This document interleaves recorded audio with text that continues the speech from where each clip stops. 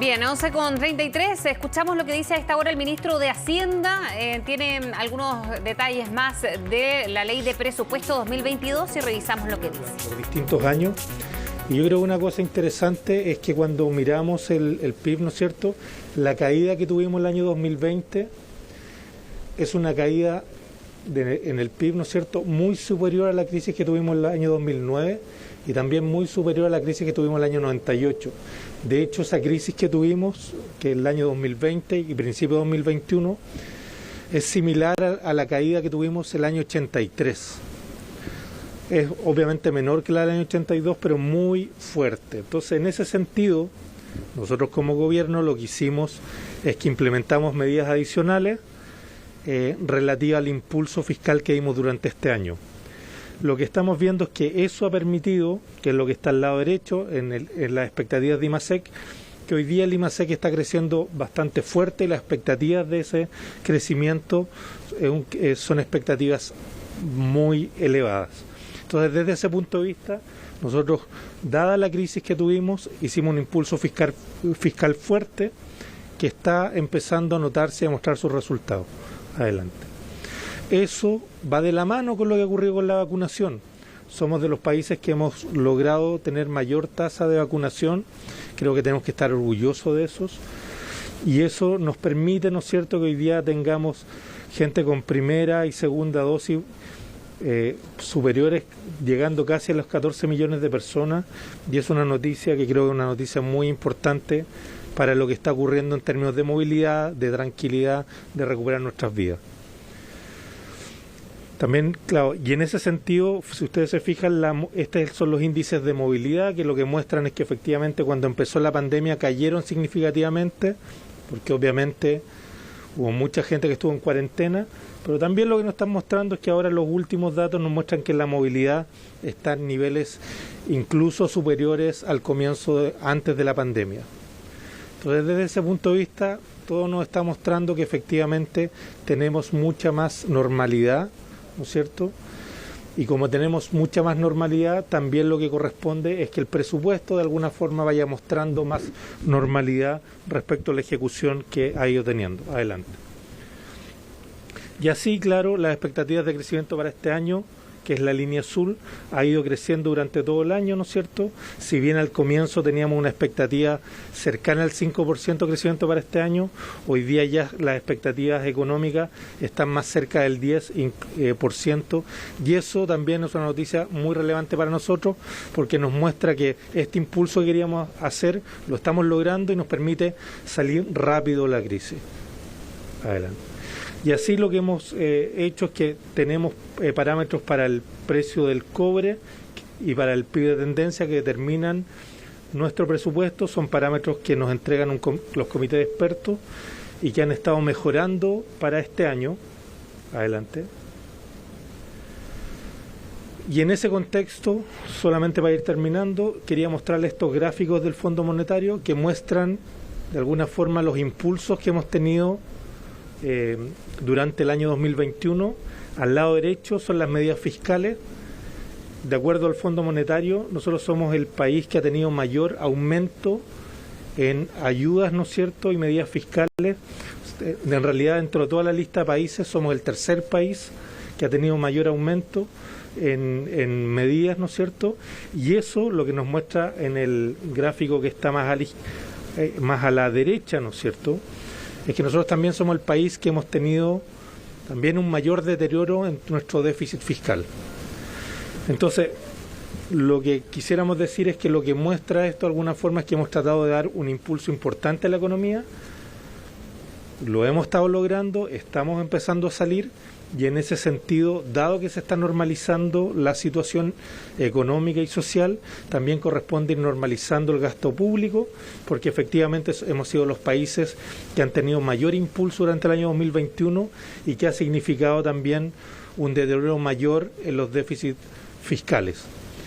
Como eso no es sostenible, adelante, Bueno, y estos aumentos han tenido que ver sobre todo con la red de protección social, que como ustedes saben, estamos gastando sobre todo lo que corresponde al IFE universal, ¿no es cierto?, de los otros bonos y préstamos, cerca de 28.000 millones de dólares. ¿Ya? Estos 28.000 millones de dólares son obviamente recursos transitorios y adicionales, pero que en la medida que nos vamos normalizando se van a ir retirando adelante. En ese sentido, nosotros planteamos un presupuesto para el 2020-2022, ¿no es cierto?, que lo llamamos desarrollo inclusivo y sostenible. Inclusivo porque estamos tratando de justamente plasmar las necesidades de los chilenos en materia de pensiones, salud, educación, obras públicas en este presupuesto. Pero también sostenible porque nos damos cuenta que el impulso fiscal que tuvimos no es posible sostenerlo de forma significativa por mucho tiempo. Eso significa que es el momento de empezar a normalizar la política fiscal, volver a tener la política fiscal que teníamos antes de la crisis, para que efectivamente los niveles de deuda no sigan aumentando de la forma que tienen que seguir aumentando o que han estado aumentando, y eso nos permita ir normalizando.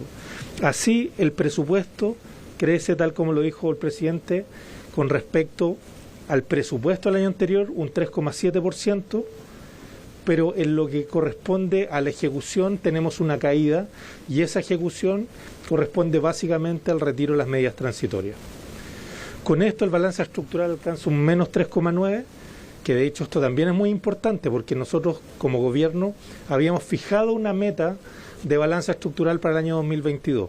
Se había fijado en este menos 3,9% y lo que estamos haciendo es que estamos cumpliendo esa meta. Adelante.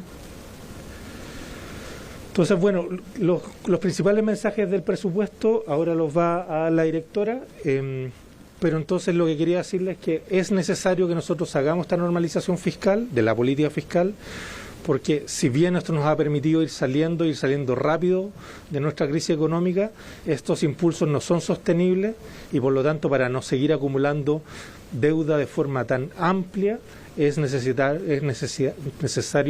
ir disminuyendo este impulso. Directora.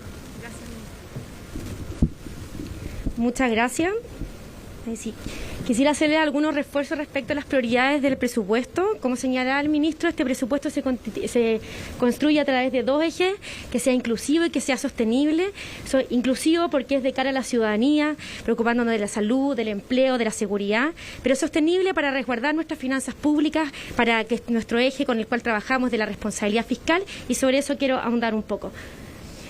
Como gasto total, como señalaba el ministro, el presupuesto alcanza los 82 millones de dólares. ¿Qué significa esto? Una reducción respecto del gasto ejecutado y la proyección de gasto fiscal desde 105, esto en pesos 2022, a 82 millones de dólares. Si ustedes ven y nos replegamos hacia el año 2018, pre-crisis, estamos volviendo a los estándares y al nivel de gasto regular que nuestra senda de crecimiento estaba llevando. ¿Eso qué significa? Por un lado, la responsabilidad fiscal, ir retirando este impulso y disminuyendo, pero nunca bajo el eje de la sostenibilidad, descuidar las prioridades ciudadanas. Sí, bueno. En ese contexto, este año el déficit efectivo alcanzó 8,3%. Estamos reduciéndolo a un menos 0,2% en las estimaciones de lo que será el gasto fiscal para el próximo año.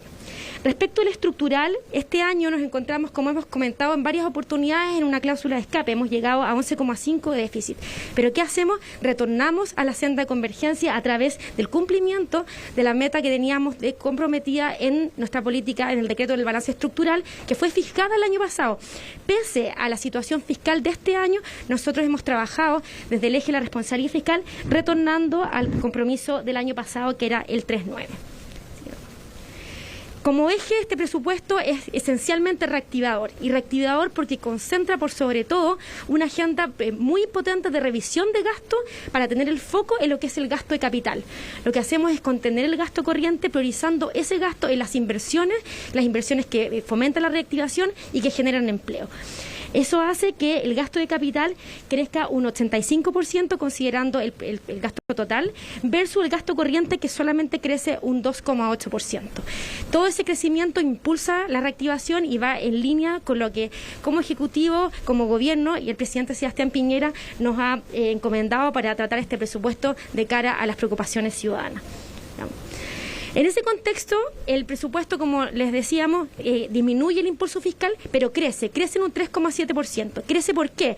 Porque se aseguran el financiamiento de los compromisos que tenemos legales, se aseguran los compromisos de los programas sociales que presta el Estado, toda la cartera de programas sociales continúa, se financia por supuesto el funcionamiento de los servicios, pero también se dejan fondos especiales.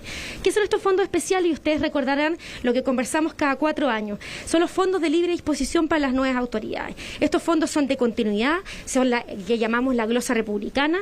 Esos fondos se los constituyen a través de la distribución suplementaria, que es una glosa especial, y fondos libres de reasignación. Esto engloba recursos por $700 millones que estarán para las nuevas autoridades disponibles para las prioridades que ellos busquen y también para financiar, por supuesto, sus programas. Escuchamos a Cristina Torres, la directora de presupuesto, antes al ministro de Hacienda, Rodrigo Cerda. Están en este punto de prensa explicando detalles del presupuesto 2022. Ayer el presidente Piñera, en una cadena nacional, hacía este anuncio. Son $82.000 millones destinados al gasto público el próximo año. Eso significa un crecimiento de 3,7% respecto al monto de la ley de presupuesto del año 2021, pero como se gastó mucho más debido a la pandemia, fundamentalmente a las ayudas sociales que se entregaron, hay una reducción respecto a ese gasto final de cerca de 22%. El ministro Cerda explicaba que es necesario ir haciendo ajustes del gasto fiscal para ordenar de las cuentas fiscales, para acercarse a cierta sostenibilidad también,